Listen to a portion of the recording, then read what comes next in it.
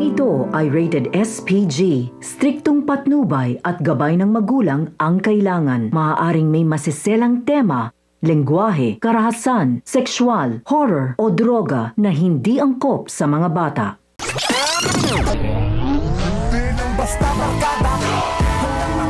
Matapos niyang makita ni Marites si David sa mansyon ng mga Montenegro at sabihin ni David na huwag siyang ilaglag kay Ramon dahil papatayin siya nito at malalaman umano ito ng kanilang tatay Rigor, ay wala na nga siyang nagawa kundi tumakbo palabas ng mansyon dahil hindi niya alam kung ano ang kanyang gagawin.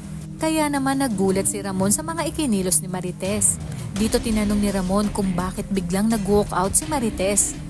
Ayon kay David, baka nabigla lang ang kanyang nanay Tess dahil walang nakakaalam ni isa sa kanilang pamilya na alam na niya umano ang totoo. Na siya namang ipinagtaka ni Ramon dahil matataandaang nang una silang magkita ni Tess at iniligtas siya nito ay nasabi na niya na nasa poder nila si Tanggol. Kaya naman pala isipan kay Ramon ang mga sinabi ni David. Habang sa paglabas naman ni Marites ay napaisip siya sa mga akusasyon niya kay Tanggol dahil buong akala niya nga ay si Tanggol talaga ang tunay na nasa mansyon at kasama ngayon ni Ramon. Sinabi niya sa kanyang sarili na malaki ang pagkukulang niya kay Tanggol dahil nauna pa ngang malaman ni David ang tungkol sa kanyang tunay na pagkatao.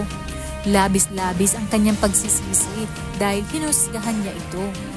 Ang tinatamasa ngayong karangyaan ni David ay dapat sana para kay Tanggol.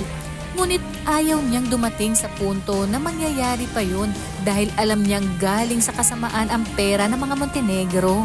Ngunit paano niya umano mahahana para makahingi ng tawad kay Tanggol matapos niyang itakwil ito sa kanilang pamamahay.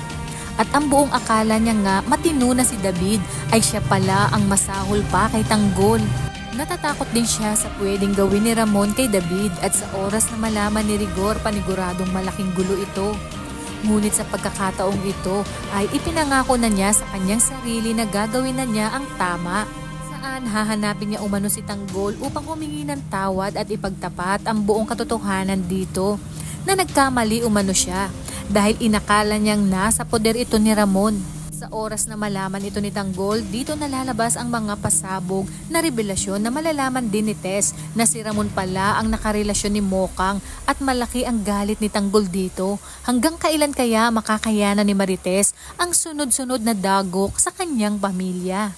Kaya naman kapamilya, kung bago ka pa lang sa akin channel ay mag-subscribe ka na at i-click mo na rin ang bell icon para updated ka sa pinakahuling kaganapan sa paborito mong teleserye, ang FPJ's Batang Quiapo. Hanggang sa muli, salamat!